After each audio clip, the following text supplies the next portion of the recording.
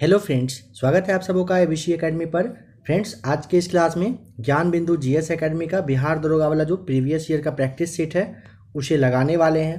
काफ़ी ज़बरदस्त आज का भैया आपका सेट होने वाला है। जो लोग नए हों आप लोग प्ले लिस्ट आकर चेक कर लीजिएगा। बिहार दरोगा के लिए ज्ञान बिंदु है, प्लेटफॉर्म है, एडुटेरिया है, स्पार्क है, इन सारे पब्लिकेशन का, साथ ही साथ जैसा कि आपका लेटेस्ट अभी क्राउन आया था, सारे पब्लिकेशन का क्लास अवेलेबल है। आप लोग एक बार प्ले लिस्ट आकर चेक कर लीजिएगा।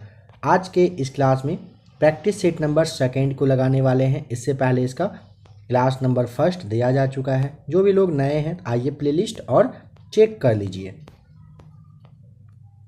प्रैक्टिस सेट नंबर सेकेंड के क्वेश्चन नंबर फर्स्ट को देखिए। काफ़ी ज़बरदस्त क्वेश्चंस को दिया गया है। यहीं से आपके एग्जाम में सवाल भी पूछे जाएंगे, इस बात का भी आपको ध्यान रखना है। क्वेश्चन नंबर फर्स्ट कह रहा है, किस अधिनियम के तहत भारत में ईसाई पादरियों को आने की अनुमति दी गई थी? यहाँ पे सी राइट आंसर होगा, वर्ष 1813 के।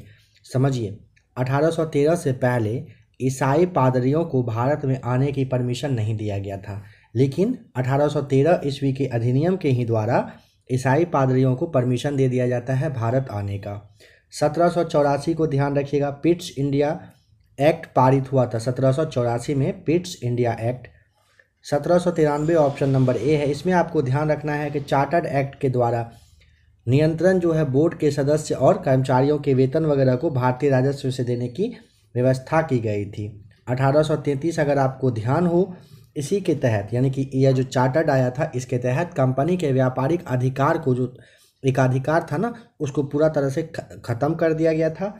साथ ही साथ बंगाल के गवर्नर जनरल को भारत का गवर्नर जनरल बना दिया गया था 1833 ईस्वी में ही।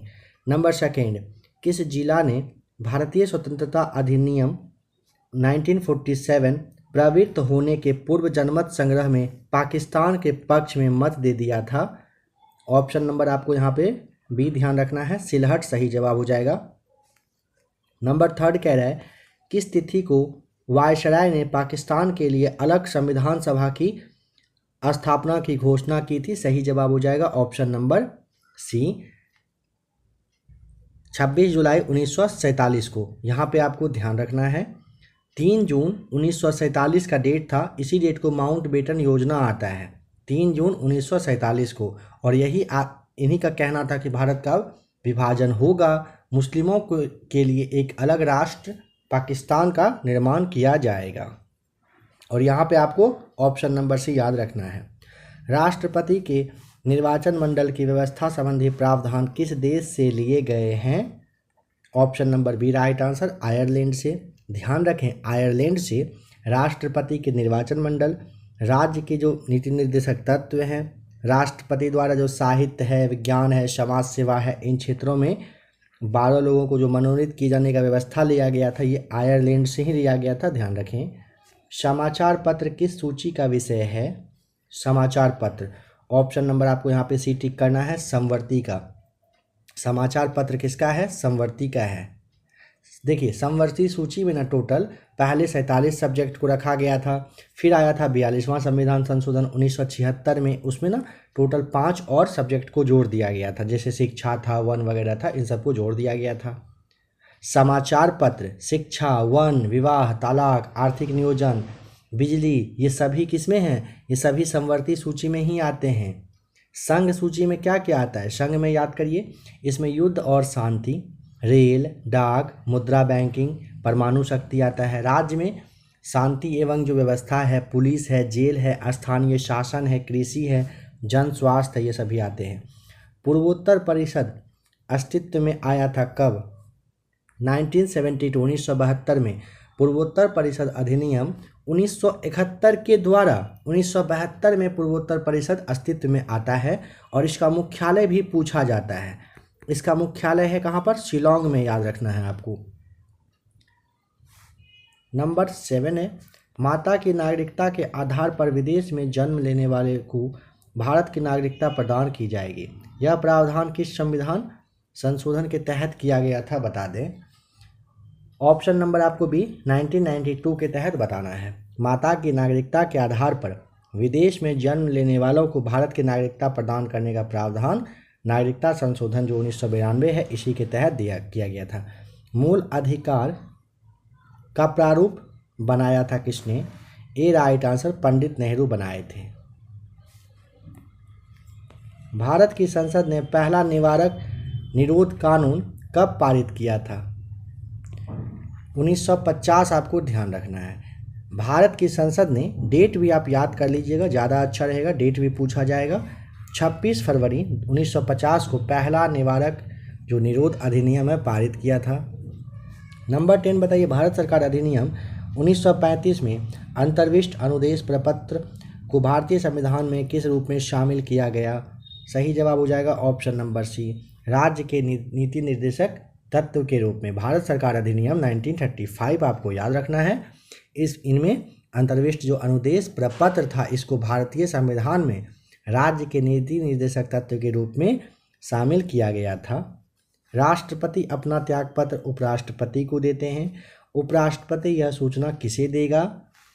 Option number C right answer, Lok Sabha अध्यक्ष को। सवाल काफ़ी अच्छा है। राष्ट्रपति अपना त्यागपत्र उपराष्ट्रपति को देते हैं, यह आप जानते हो, लेकिन उपराष्ट्रपति जो यह सूचना किसके पास ट्रांसफ़र करना होता है? अपने पास तो रखना नहीं है उनको, लोकसभा अध्यक्ष के पास ये बात जाना है। उपराष्ट्रपति बनने के पूर्व डॉक्टर एस राधाकृष्णन किस देश के राजदूत थे? राइट आंसर हो जाएगा सी, रूस के। सबसे पहले डॉक्टर सर्वपल्ली राधाकृष्णन का जन्म आप समझ लें अच्छे से, 5 सितंबर 1888 को होता है मद्रास प्रेसिडेंसी में। भारत के पहले उपराष्ट्रपति बनते हैं 1952 में। उपराष्ट्रपति बनने से पहले रूस में राजदूत थे। अब यहाँ पे आपको ध्यान रखना है 1962 यानी 1962 से लेकर के भारत के दूसरे राष्ट्रपति बने थे। वे ना 1962 में भारत के मतलब कहिए कि दूसरे राष्ट्रपति बने थे। इन्हें 1954 में यानी कि 1954 में भारत रत्न और 1975 ईस्वी में टेम्पल्टन पुरस्कार है दिया गया था। ध्यान रखिएगा। यहाँ पे कौन सा मैच किया हुआ नहीं है बताइए? यहाँ पे आपको केरल पर ध्यान दीजिए। केरल में टोटल 7 यहाँ पे कह रहे हैं ना, यहाँ पे 9 होगा राज्यसभा की सीटें। ठीक है, इसे आप याद रखिए।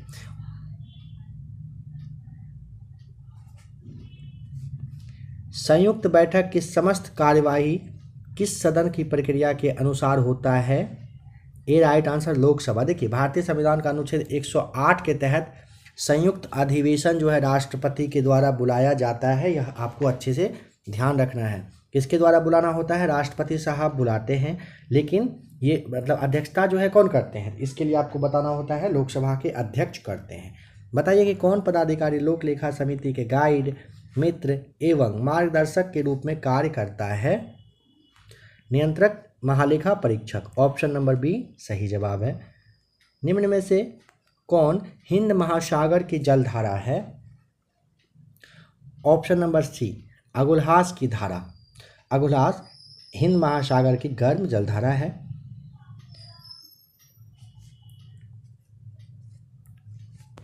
निम्न में से कौन उष्ण पवन का उदाहरण है? सही जवाब हो जाएगा ऑप्शन नंबर डी सामून। आपको ध्यान रखना है, ईरान में बहने वाले उष्ण पवन यही है सामून। पवन 3 तरह का होता है, ध्यान रखें, प्रचलित पवन, मौसमी पवन और स्थानीय पवन।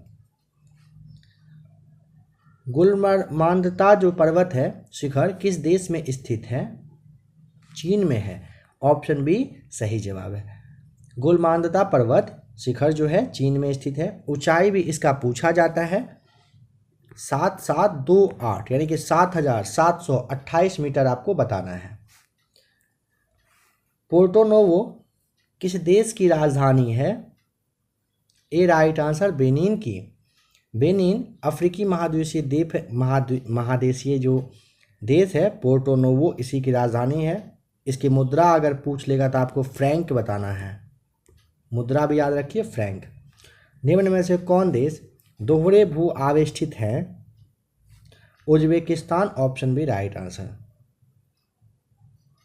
देखिए, देश जो कि समुद्री सीमा नहीं बनाता है और चारों तरफ से किसी और दूसरे देशों से घिरा हुआ हो, इसे ही भू आवेष्टित देश कहते हैं। ठीक है, यहाँ पे उज्बेकिस्तान आपको याद रखना है। नेपाल के साथ सबसे लंबी सीमा कौन सी राज्य लगाती है?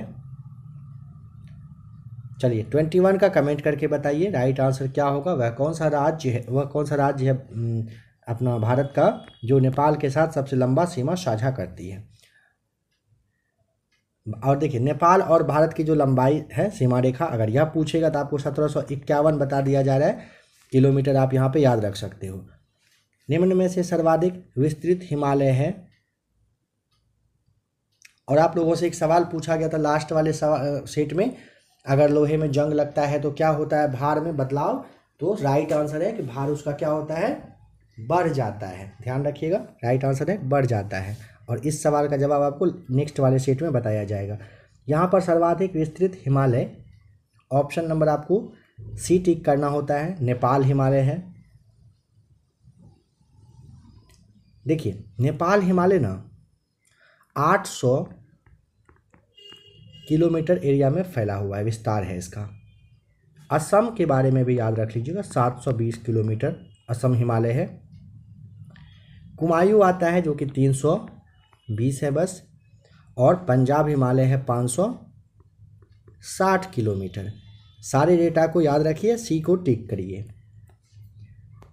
कौन सी उत्तरी अक्षांश रेखा सह्याद्री को दो भाग, उत्तरी और दक्षिणी सह्याद्री में बांटता है? 16 डिग्री उत्तरी अक्षांश आपको याद रखना है। माउंट थूलियर अवस्थित है कहाँ पर? Option number D right answer, great Nicobar में। माउंट थूलियर पूछेगा, ग्रेट निकोबार में है। सैंडल पीक पूछता है तो इसके लिए आपको ये जो उत्तरी अंडमान दिया हुआ है सैंडल टिक करिएगा। सैंडल पीक जो है, सैंडल पीक की ऊंचाई कितनी है, ध्यान है 738 मीटर है और यह उत्तरी अंडमान में अवस्थित है। पार्वती सहायक नदी है 25 का बी राइट आंसर, चंबल आपको टिक करना है। यह नदी ना मध्य प्रदेश में जो मालवा का पठार है यहाँ का जानापाव पहाड़ी करके है, यहीं से निकलती है। उत्तर प्रदेश के इटावा जिले में यमुना नदी से जाकर मिल जाती है। सफ़ेद लेटेराइट का रंग सफ़ेद होने का कारण, ऑप्शन नंबर सी, केओलिन की वजह से होता है। सफ़ेद लेटेराइट का रंग सफ़ेद क्यों होता है? केओलिन की वजह से होता है, ध्यान रखेंगे। खाकी क्रांति का संबंध है किससे? ऑप्शन नंबर सी, चमड़ा से है। खाकी क्रांति का संबंध कहाँ से है? चमड़ा उत्पादन से है। गुलाबी क्रांति आप अच्छे से जानते हो, ये जो झींगा मछली है यहीं से संबंधित है, इसके उत्पादन से। स्वर्ण क्रांति है किससे? बागवानी से। बायोडीजल जो दिया हुआ है ये कृष्ण क्रांति का संबंध है इससे।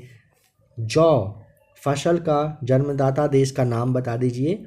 यहाँ पे आपको चीन टिक करना है, बी राइट आंसर। ध्यान दें, जौ, चाय, सोयाबीन, मसूर, इन सारे का जन्मदाता देश चीन है।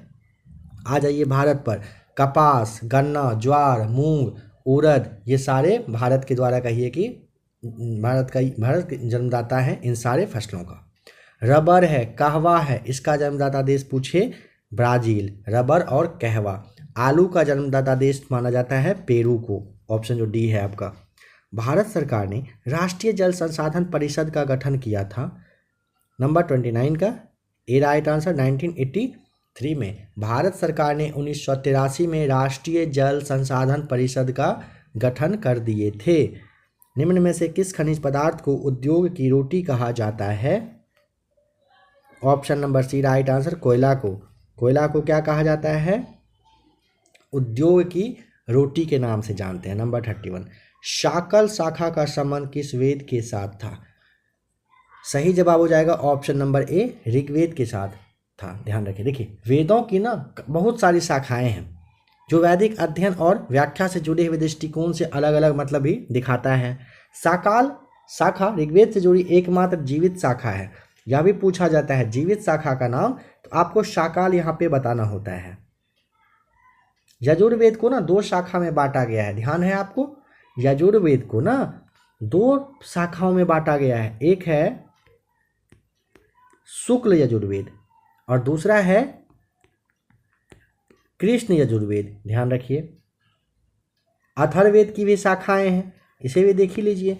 यह है शौनक, एक का नाम है शौनक और दूसरा है पेप्लाद। यह दोनों किसका? अथर्ववेद का शाखाएं हैं, ब्रांच है। हड़प्पा सभ्यता में शवों को जलाने की प्रथा का जो प्रचलन था वो कहाँ पर? ऑप्शन नंबर बी आपको ध्यान रखना है। कहाँ पर? मोहनजोदड़ो में। हड़प्पा सभ्यता में शव को जलाने की प्रथा का प्रचलन कहाँ पर था? मोहनजोदड़ो आपको बताना है।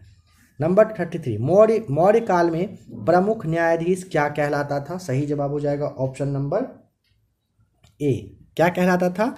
व्यवहारिक। मौर्य काल में प्रमुख न्यायाधीश क्या कहलाते थे? व्यवहारिक कहलाते थे। संगम काल में किसानों के प्रमुख को क्या कहा जाता था? संगम काल में किसानों के प्रमुख को ऑप्शन नंबर बी वैलिर कहते थे। क्या कहते थे? वैलिर। कब? संगम काल में। किसे? किसान को कहते थे।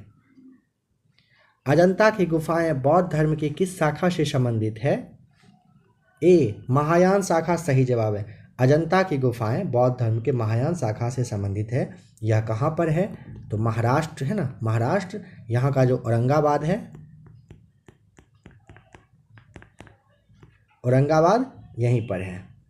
इसे गुप्त शासक ने बनवाया था और 1983 यानी कि वर्ष 1983 में इसे विश्व विरासत सूची में शामिल किया जा चुका है। निम्न में से किसी तमिल साहित्य का त्रिरत्न नहीं कहा जाता है?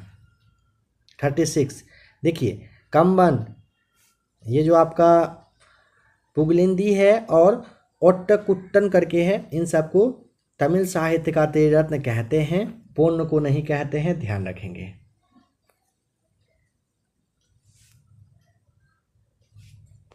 अच्छा, यहाँ पे एक सवाल ये बन सकता है ना कि पुण्य के बारे में बताइए फिर क्या है, तो ध्यान दीजिए। जैसे आप 2-3 नाम याद रखिए। एक है पंप, याद जरूर रखिए, पंप। दूसरा आपका पुण्य है। तीसरा आप एक और नाम था रन करके, रन। ये सभी ना कन्नड़ साहित्य है ना, कन्नड़ साहित्य, इसी का ये त्रिरत्न माना जाता है। और जो ऑप्शन ए, बी और सी बताया गया, ये सभी तमिल साहित्य का त्रिरत्न है।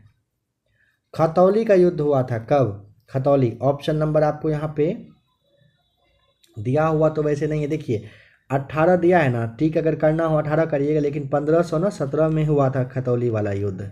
ठीक है, कब हुआ था?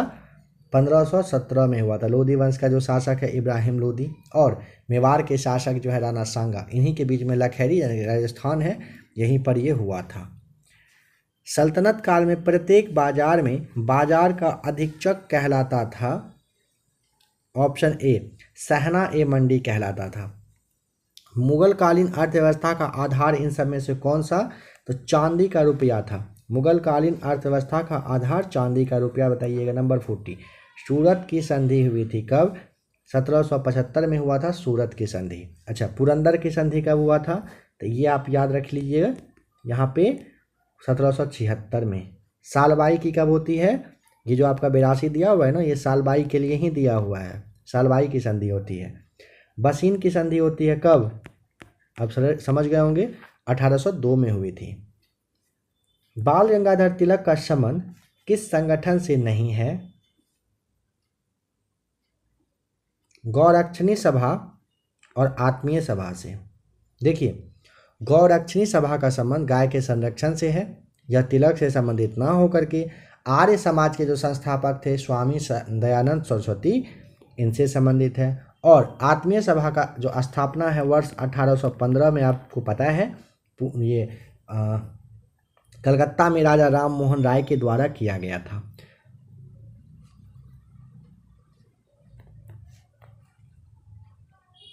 निम्न संगठनों को उनकी स्थापना वर्ष के अनुसार मैच करिए। देखिए, ब्रिटिश इंडियन एसोसिएशन की स्थापना होती है 1851 में। 3 लोग, राधाकांत देव, हरिश्चंद्र मुखर्जी और देवेंद्रनाथ टैगोर के द्वारा किया गया था। बॉम्बे एसोसिएशन आ जाइए, इसके बाद वर्ष 1852 में होता है ये दादा भाई के द्वारा। इसके बाद ईस्ट इंडिया एसोसिएशन की स्थापना होती है 1866 में, 1866 में। और इंडियन एसोसिएशन की स्थापना होती है 1876 में। किसके द्वारा? सुरेंद्रनाथ बनर्जी और आनंद मोहन बोस के द्वारा। तो यहाँ पे आप राइट आंसर खुद से मैच कर लीजिएगा, ईस्वी आपको बता दिया गया। प्राथमिक शिक्षा को अनिवार्य शिक्षा बनाने का प्रस्ताव इंपीरियल काउंसिल में सर्वप्रथम किसके द्वारा रखा गया? ए राइट आंसर, गोपाल कृष्ण गोखले के द्वारा। प्राथमिक शिक्षा को अनिवार्य बनाने का प्रस्ताव इंपीरियल काउंसिल में सर्वप्रथम पूछेगा किसके द्वारा बनाया गया था? तो गोपाल कृष्ण गोखले आपको यहाँ पे बता देना है। नंबर 44, वर्ष 1904 में बंगाल विभाजन के बारे में किस उपनिवेशी प्रशासक ने निम्नलिखित घोषणा की? घोषणा हुआ कि संयुक्त बंगाल एक शक्ति है, विभाजित बंगाल विभिन्न रास्तों की ओर खींचेगा, यह पूर्णतः सत्य है और इस योजना का एक गुण है। Option number B, H Risley के द्वारा यह बात कहा गया था। किसने बंगाल सविनय अवज्ञा परिषद का गठन किया था? नंबर 45 का सही जवाब हो जाएगा option number D, J.M.. Sengupta ने। बंगाल सविनय अवज्ञा परिषद का गठन किसने किया था? जे.एम. सेनगुप्ता ने। कांग्रेस में इनमें से किसने समाजवादी दृष्टिकोण का प्रतिनिधित्व किया था? नरेंद्र देव। ऑप्शन नंबर बी, आचार्य नरेंद्र देव आपको ध्यान रख लेना है, बी राइट आंसर है। आज़ाद हिंद फौज का गठन किसके विरुद्ध लड़ने के लिए किया गया था? आज़ाद हिंद फौज। ऑप्शन नंबर बी, भारत में ब्रिटिश के खिलाफ। 1 सितंबर 1942 को मोहन सिंह ने आज़ाद हिंद फौज के पहले डिवीज़न का गठन किए थे। सविनय अवज्ञा आंदोलन के दौरान किस रियासत ने कांग्रेस का समर्थन नहीं किया था? ऑप्शन नंबर देखिए, भावनगर के ये थे, जो जूनागढ़ भी, काठियावाड़ भी, लेकिन मैसूर नहीं किए थे। आपको यहाँ पे 48 का भी ध्यान रख लेना है। किन संगठनों के द्वारा वर्ष 1928 में पेश नेहरू रिपोर्ट का विरोध किया गया था? हिंदू महासभा, मुस्लिम लीग और सिख लीग, सभी ने 1928 में पेश नेहरू रिपोर्ट का विरोध किए थे। यहाँ पे आपको डी राइट आंसर याद रखना है। 1937 में प्रांतीय चुनावों में किन प्रांतों में गैर कांग्रेसी सरकार बनी? पंजाब और बंगाल में। वर्ष 1937 में प्रांतीय चुनाव हुआ था, आपको अच्छे से ध्यान रखना है। गैर कांग्रेसी सरकार बंगाल और पंजाब में बनता है, बम्बई और असम में कांग्रेस की सरकार बन जाती है, ध्यान रखिएगा। विद्युत धारा के चुंबकीय प्रभाव की खोज किसके द्वारा किया गया था बताइए? नंबर 51 सही जवाब हो जाएगा ऑप्शन नंबर सी, आर्स्टेड के द्वारा किया गया था। कौन सा समीकरण चार्ल्स नियम को प्रकट करता है?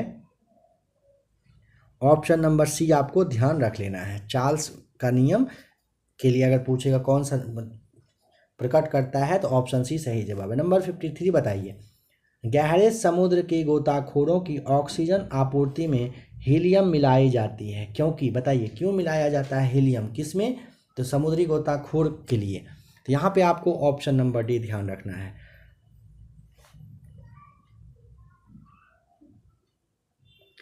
उच्च दाब पर नाइट्रोजन की अपेक्षा खून में कम घुलनशील यह होती है, डी राइट आंसर। माँ पौधे की भांति पौधा मिलता है, ए राइट आंसर। तनाकाट से, तनाकाट मतलब आपने देखा होगा जो पेड़ में मिट्टी वगैरह लगा करके थोड़ा सा उसके पेड़ के छाल को हटा दिया जाता है, फिर से उसे कहिए कि पूरी तरीके से लगाने का प्रोसेस होता है वो। कट्टू का आटा प्राप्त होता है, ऑप्शन नंबर सी। पैगोपायरम एस्क्यूलेंटम कहा जाता है नामक पौधा है, इसी से कट्टू का आटा मिलता है। कट्टू का आटा कहाँ से? पैगोपायरम एक्सक्यूलेटम नामक पौधे से मिलता है। चलिए बताइए कि वृक्ष से प्रति मिनट औसत रक्त प्रवाह होता है, ए राइट आंसर। 1200 सीसी आपको ध्यान रख लेना है। नंबर 57 बताइए, निम्नलिखित कथन पर विचार करिए और क्या सही है बताइए। देखिए यहाँ पे आपको ताप बढ़ाने पर चालक पदार्थों की परमशून करता है। देखिए ताप बढ़ने पर चालक पदार्थ की विद्युत चालकता घटती है, बढ़ती दिया हुआ है, घटती है, ध्यान रखेंगे। ताप बढ़ने पर अर्धचालकों की चालकता अगर पूछेगा चालकता क्या होता है, तो ये बढ़ जाती है क्योंकि प्रतिरोध कम हो जाता है। तो ऑप्शन नंबर डी, ना तो 1 ना तो सेकेंड, ना तो फर्स्ट ना ही सेकेंड, ऐसे याद रखिए।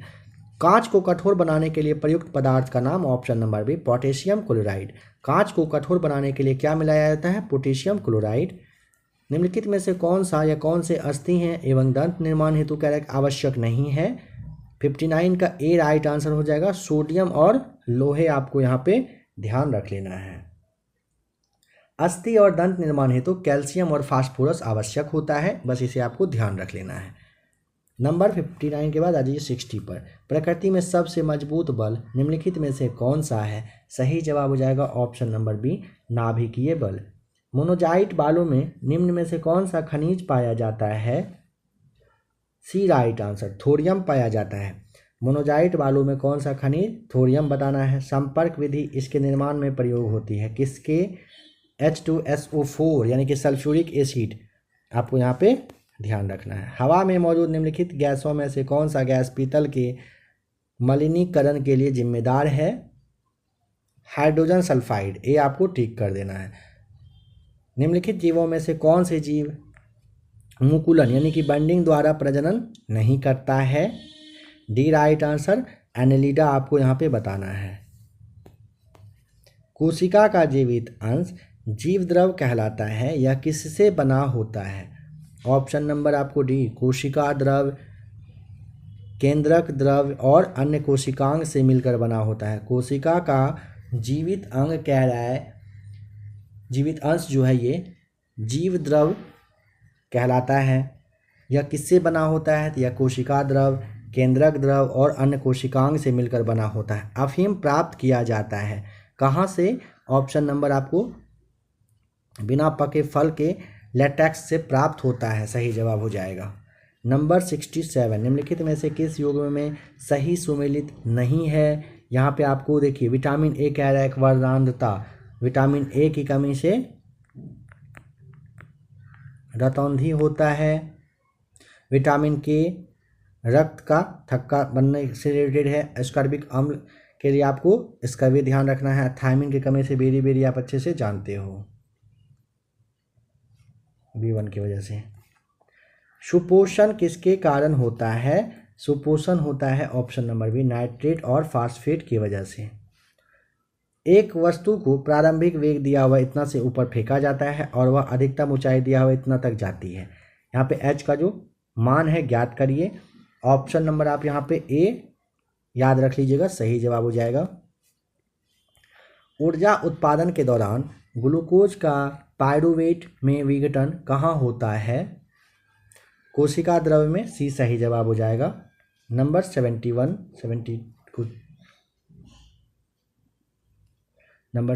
देखिए, इसमें से किस शिला यानी कि चट्टान में एल्यूमिना का एक मुख्य संघटक है, बताइए। यहाँ पे आपको सवाल को समझ लीजिए, कह रहे हैं कि इसमें से किस शिला, शिला मतलब होता है चट्टान, चट्टान में एल्यूमिना का एक मुख्य संघटक होता है। तो यहाँ पे आप आराम से टिक कर दीजिएगा ऑप्शन नंबर बी, आर्जेलियस सही जवाब है। पराग कण किस में पाए जाते हैं, ऑप्शन नंबर सी, पराग कोश में पराग कण पाए जाते हैं।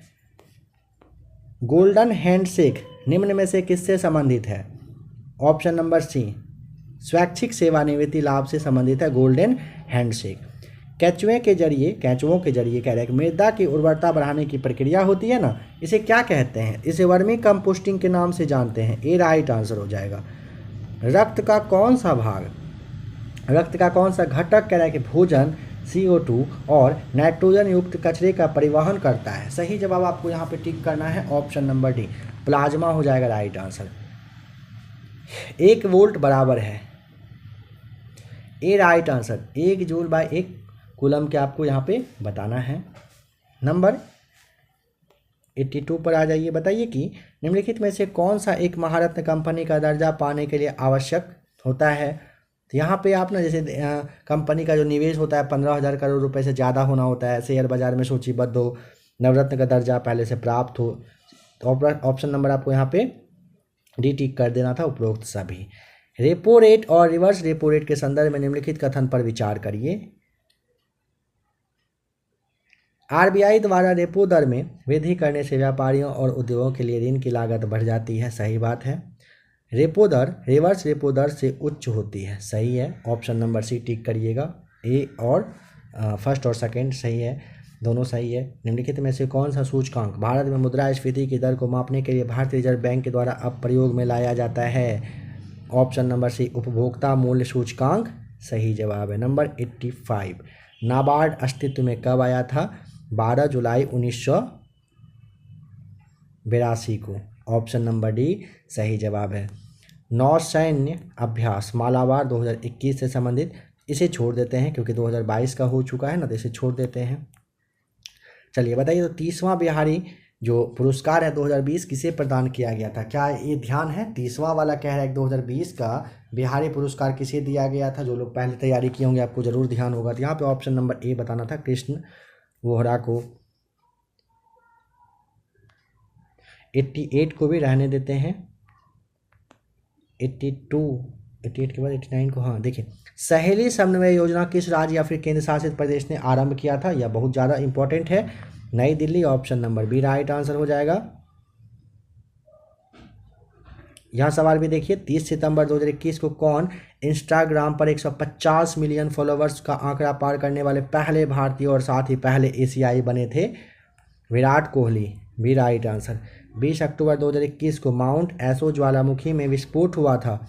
यह ज्वालामुखी किस देश में स्थित है? याद करके बताइए। तो ऑप्शन नंबर आपको यहाँ पे बी बताना था। कहाँ पर है? जापान में। किस स्पेस एजेंसी ने न्यूट्रल विंड्स और प्लाज्मा डायनेमिक्स का अध्ययन करने के लिए RH-560 रॉकेट लॉन्च किया? ए राइट आंसर, इसरो ने किया है। सतर्कता जागरूकता सप्ताह के वर्ष 2021 का थीम? ऑप्शन नंबर बी स्वतंत्र भारत, आज़ादी के 75 साल जो थे, सत्यनिष्ठा और आत्मनिर्भरता रहा था। बालूशाही कहाँ की खास पहचान है? Sitamarhi. Option D right answer हो जाएगा। बताइए कि कैंटोनमेंट वाले शहरों में दानापुर का स्थान है कौन से वाला? 95 का हो जाएगा, डी राइट आंसर। 53वां, गंगा किनारे के स्वच्छ शहरों में पहले स्थान पर कौन सा शहर है? सही जवाब यहाँ पे आपको ए बनारस ध्यान रखना था। 29वें हुनर हाट 2021 का आयोजन स्थल पूछा गया जाता है? ए राइट आंसर हो जाएगा, रामपुर। बताइए कि मोहम्मद बाजूम किस देश के नए राष्ट्रपति बने हैं? नाइजर के राष्ट्रपति नियुक्त किए गए थे मोहम्मद बाजूम, आपको ध्यान रखना था। पीएम गति शक्ति राष्ट्रीय मास्टर प्लान का संबंध विकल्प में से कौन सा कह रहा है कि सही नहीं है? यहाँ पे नंबर सी यहाँ पे देख लीजिए, यह सही नहीं था। बाद बाकी सभी ऑप्शन सही हैं, चाहे तो इसे एक बार देख सकते हैं आप। 100 में कह रहा है क्या? सेला सुरंग किस राज्य या फिर केंद्र शासित प्रदेश में स्थित है? अरुणाचल प्रदेश। ध्यान रखें, अगर पूछेगा सेला सुरंग किस राज्य या फिर केंद्र शासित प्रदेश में है? अरुणाचल प्रदेश में है, इसे आपको ज़रूर याद रख लेना है। तो फ्रेंड्स, आज के इस क्लास में आपने प्रैक्टिस सेट नंबर 2 देखा, इससे पहले इसका सेट नंबर 1 दिया गया है। थंबनेल आपको शो कर रहा है, आप लोग में से जिन लोगों ने अभी तक नहीं देखा है इसे भी आप लोग ज़रूर देख लीजिए।